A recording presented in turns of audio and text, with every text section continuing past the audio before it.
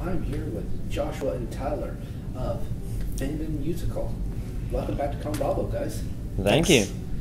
So, you were here last year as well, and you premiered a show here then, Fandom Hearts the Musical.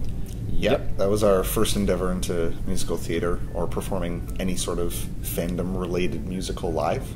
And it was great for ConBravo to give us the chance to do that here, and it went over so well they wanted us to come back again. Oh, that's great. Mm-hmm.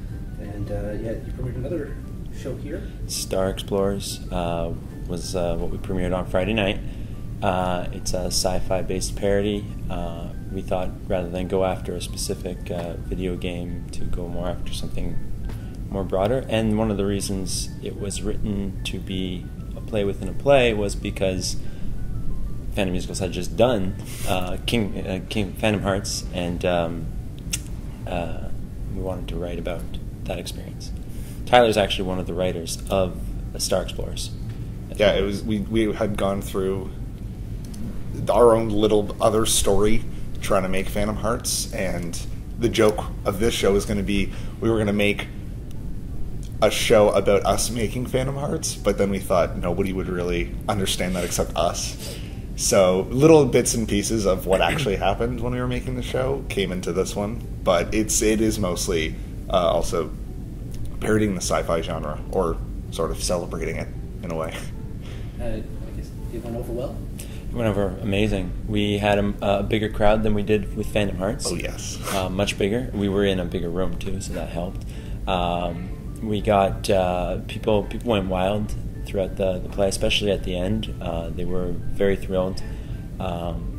Thing that we were particularly happy with was the fact that we didn't lose anybody during the intermission.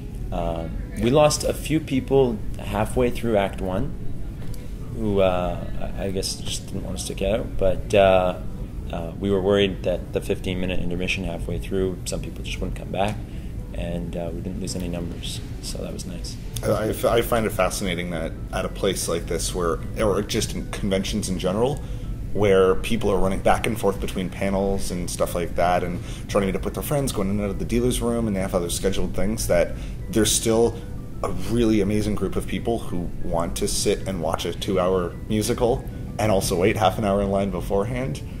And I think this is one of those perfect conventions, especially on Friday when, like, we were one of the first programming things to have right after opening ceremonies. To have such a huge audience because of that was just amazing. It sounds very gratifying to have something that you've worked on so hard and accepted like that. 6 months, yeah. Hard work. What are your performing backgrounds? Mine come from acting, singing, and dancing. Basically, the entire triple threat from high school. But after that, I got into more so arts related, just illustration and graphic design. But I always really wanted to do acting, and I know it's super hard to get into.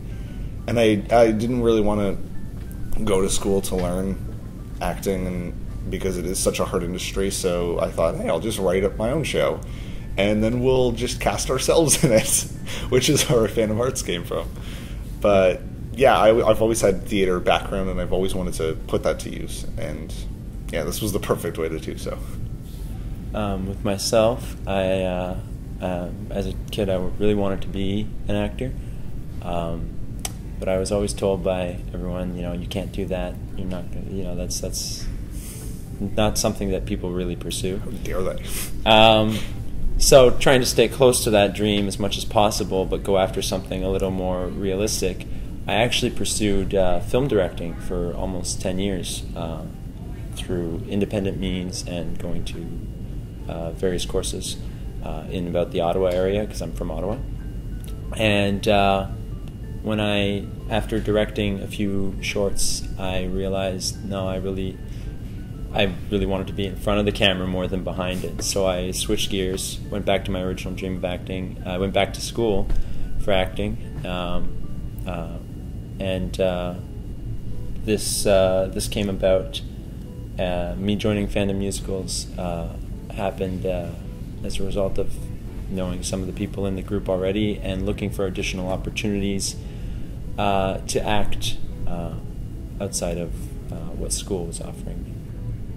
And do you find you have a stable, company of actors, or do you change up? Because I noticed on the website you're looking for people to be in. We're always looking for new talent because we're a not-for-profit group. We do this because we love it, but that means we also don't get paid for it. So, of course, some of us do have to go and work, and that's just the issue that a lot of theater groups like this kind of face.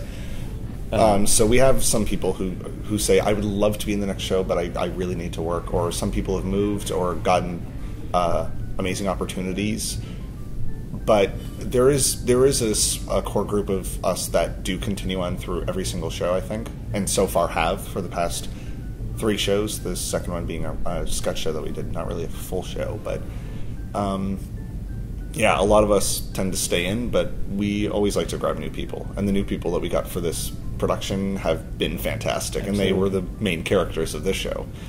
I think about 4 of them were new cast members, and they did an amazing job. Well, do you have any other productions coming up? Yes. We've got a lot down the pipe shoot. If that's the proper term, I think it is. Pipe shoot? Pipe shoot? I don't know. Never mind. It's morning. So we've got a lot coming up. You can next see us at Unplugged in September.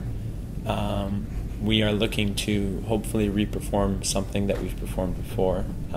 Specifics of what is still being discussed, but ideally something that we already have rehearsed. And then after that, you can see our 3rd full-length production, Frostbite, a Canadian zombie musical, in November.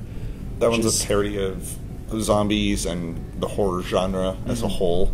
That was a weird... We sort of... I said, let's tackle different genres rather than specific things. And so, like, Fandom Hearts was sort of video games and RPG. Star Explorers was sci-fi and space. And this one's, horror and zombies. And then next we're going to G-Anime in January in Gatineau to perform a brand new anime-based sketch show, hopefully with some interactive elements. Sorry.